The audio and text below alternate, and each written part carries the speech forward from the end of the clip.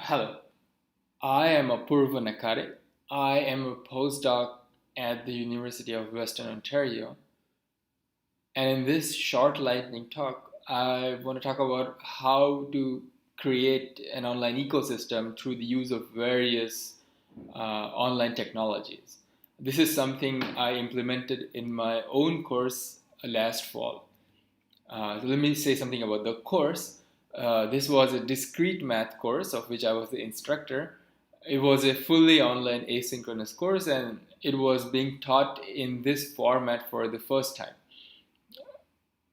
There was a single section of which I was the instructor, and so I had a lot of flexibility with designing a structure for this course.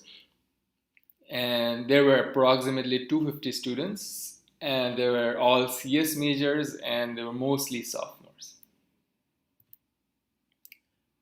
In this talk, I want to focus on one particular aspect of the course design, and that is how to simplify student experience.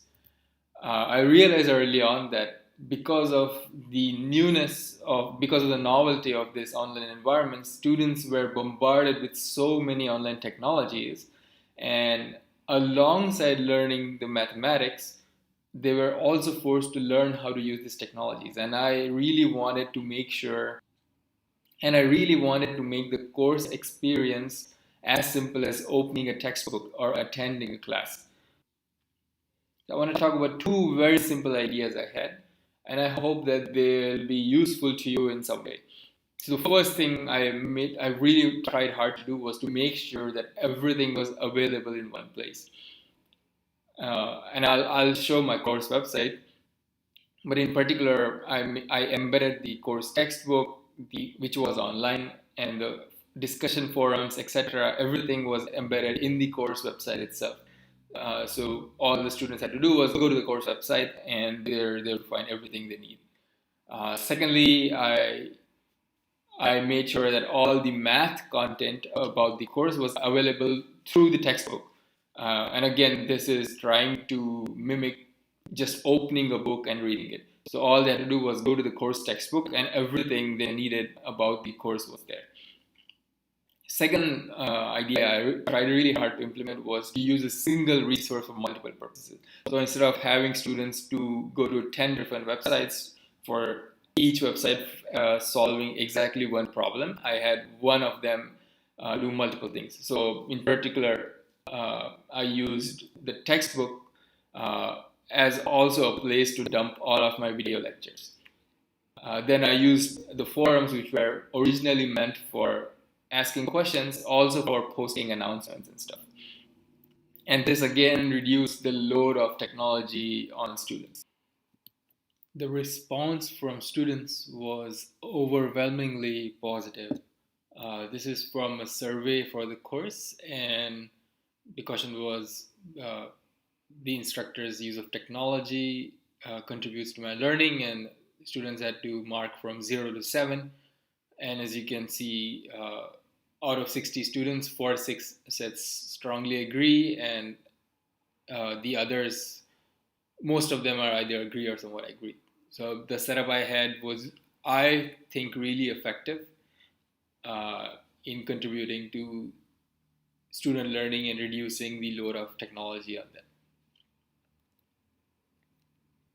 So this is the official course website for discrete math, and this is what students saw from their end. I'm currently in a student view, that's why it says exit view here, and our university uses OWL, so this is the OWL website.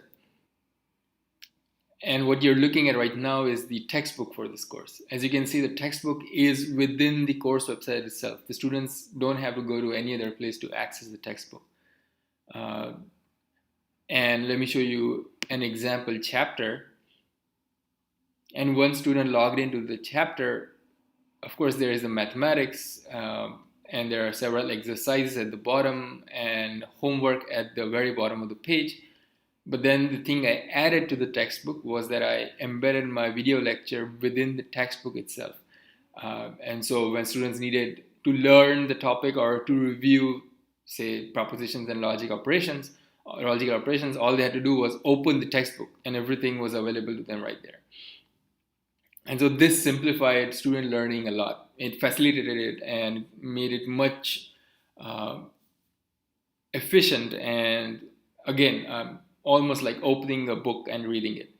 Another thing I loved about the setup was that there were weekly assignments, but you can see the due date for each chapter on the top of the textbook itself as soon as you open the chapter. So as long as students knew which chapter was being covered in a given week, all they had to do was open the textbook, and there itself they'll see when the homework for that chapter is due.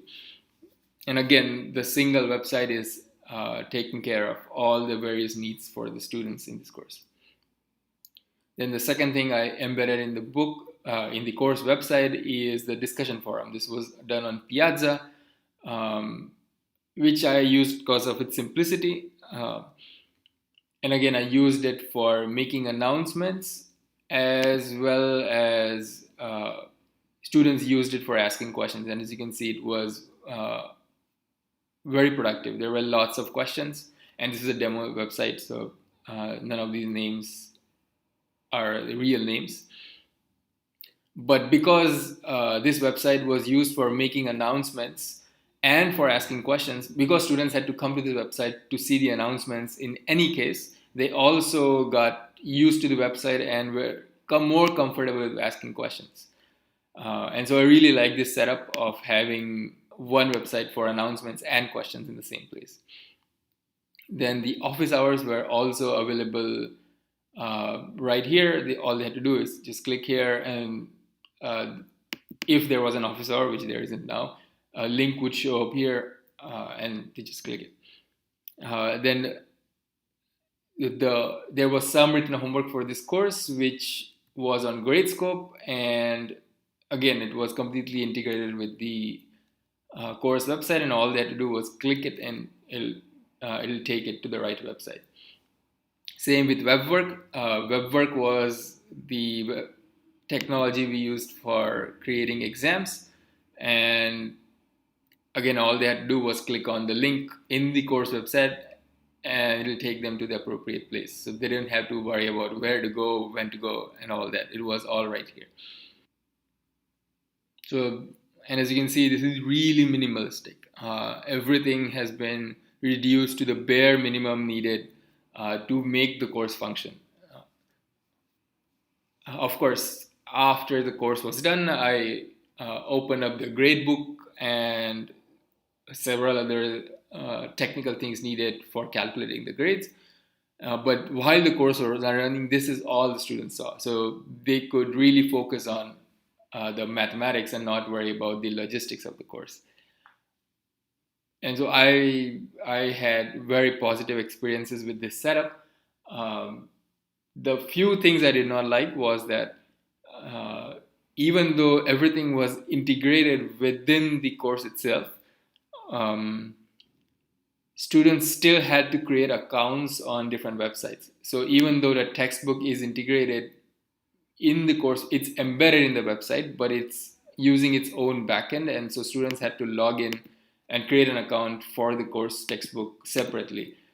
Similarly, the discussion forum was Piazza, and they couldn't use the university login to log into Piazza. So there was, in the beginning, a slight learning curve, or essentially an inconvenience when it came to creating multiple accounts. And in this course, they needed 3 accounts total, one for the university, one for the textbook, and one for the forum. And I wish there was some way to use the same university account for accessing all 3 websites, but we couldn't make that happen in the short time we had. So that's all I have to say about the structure of this course. And I hope this information was useful in some way. And thank you very much for listening.